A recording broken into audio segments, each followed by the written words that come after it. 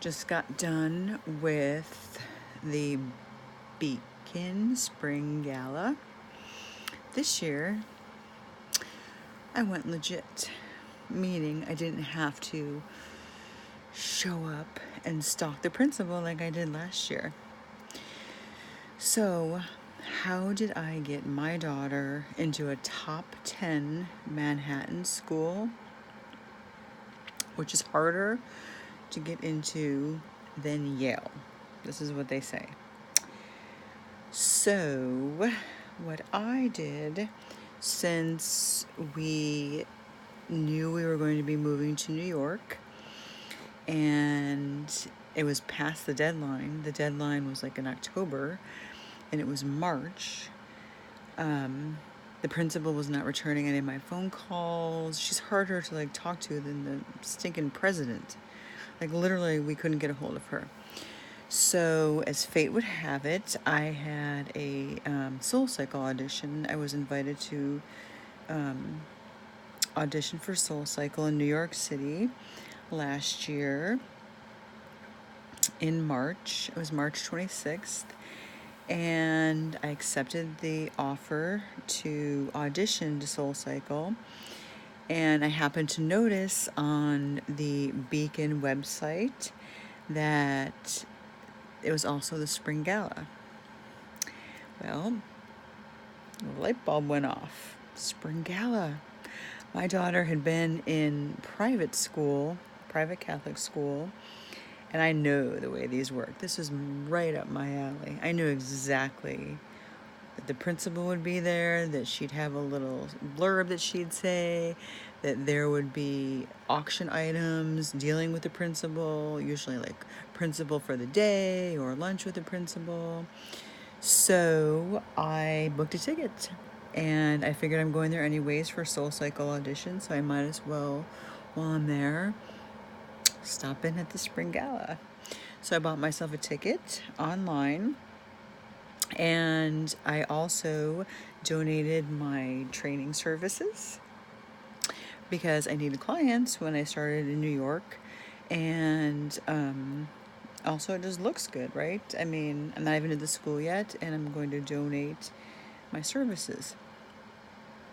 So I was really nervous, though, because the Soul Cycle audition was at 5 p.m. scheduled, and the gala was at 6:30, and I was freaking out because I didn't know how long Soul was going to keep me there, and I didn't even know what the principal looked like. I had a picture of her. I didn't even know she was going to be there. So anyways, as fate would have it, Soul Cycle contacted me 3 days before I was going to leave and said, sorry, we're waitlisting you. You don't really have an audition. So I was like, okay, fuck you. I'm going to go anyways, and I'm going to go to the Spring Gala. I figured Soul was my conduit. The universe speaks to you in certain ways. Soul is what sparked the whole thing. So I went to the Spring Gala. So anyways, I get there and I fly in, and it's pouring rain, of course, and I'm in heels and a dress, and this really nice guy outside of my hotel said, hey, take my car, you're way too beautiful to be out in the rain. So I did, which was kind of stupid considering I didn't know him or anything, but his chauffeur took me right to the Ainsworth where the Spring Gala was. And I was running late because of the rain and everything. And mind you, all I had was a picture of the principal. I had no idea what this woman even looked like. And as I'm walking into the gala, I hear, and now we're going to hear from our principal, Ruth Lacey. So I'm like, yes. So she's this tiny little thing, though. And even though she's speaking, she's not on a stage or anything. And I'm like, where is she? Where is she? I could hear her voice, but I couldn't see her. So I found her. And I was just zoned in on her like a fucking stalker. I was staring at her. And so she did her little speech. And then afterwards, people are just swarming her because she's the principal. And so I can't seem to find, an in it all. And I met this really nice guy. He bought me a drink, and I told him my story, how I flew all that way from Arizona just to meet the principal, the chance of, trying to get my daughter into that school. And so he was really encouraging. He was like, so at one point the principal was sitting down, and he's like, just go over there, just go over there. Him and this other group of parents. And I'm wearing heels, and I'm already tall. And the principal's tiny. She's this little thing, and she's already sitting down, right? So then I go up to her, and I'm really like towering over her. I'm just like looking down on her like this. And I see all these parents behind me, and they're like, sit down, like, sit down. She doesn't like it when you tower over her. So I said to her, hi, I'm Lisa Czak, and shook her hand, and she goes, we're full. We're 100 over. I was like, fuck. And they're like, just go. These parents are like, just keep talking. And so I just said to her, I said, Miss Lacey, if I could just have a moment of your time. I flew all the way here from Tucson, Arizona, just at the chance of meeting you. Just to meet you. That's all I'm requesting. My daughter went through, we told her that we had our sights set in New York, and my husband had a job offer here, and she looked through all 600 and whatever 28 schools, and she chose your school. And she said, she looks at me and she goes, you flew through 3,000 miles just to meet me? How'd you know I was gonna be here? I said, I didn't know. I hoped. And then she's looking around like this. She's like, is this one of those things where I'm being punked? Is this one of those shows? I said, no. And she said, are you crazy? And I said, yes, I am. But that is beside the point.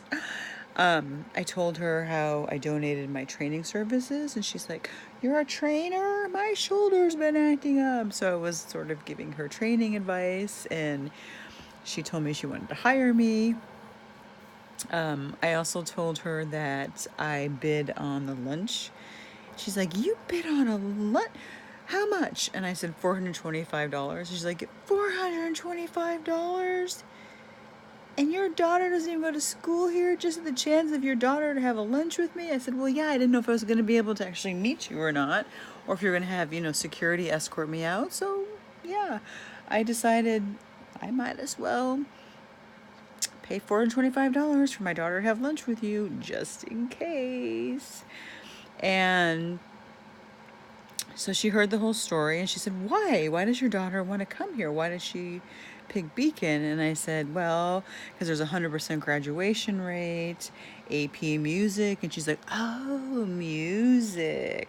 And then she looked at the science teacher sitting next to her and said, well, we're now 101 over.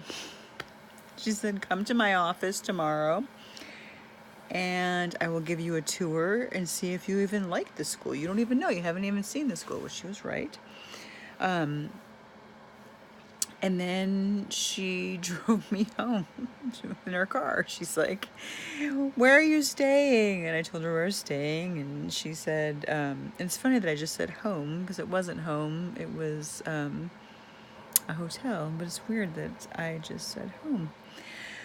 Anyways, and so tonight was our anniversary. I saw her there tonight. I'm like, Miss Lacey, it's our anniversary. And we hugged, and I got really emotional, really teary-eyed, because, it's quite a process to get into high schools here.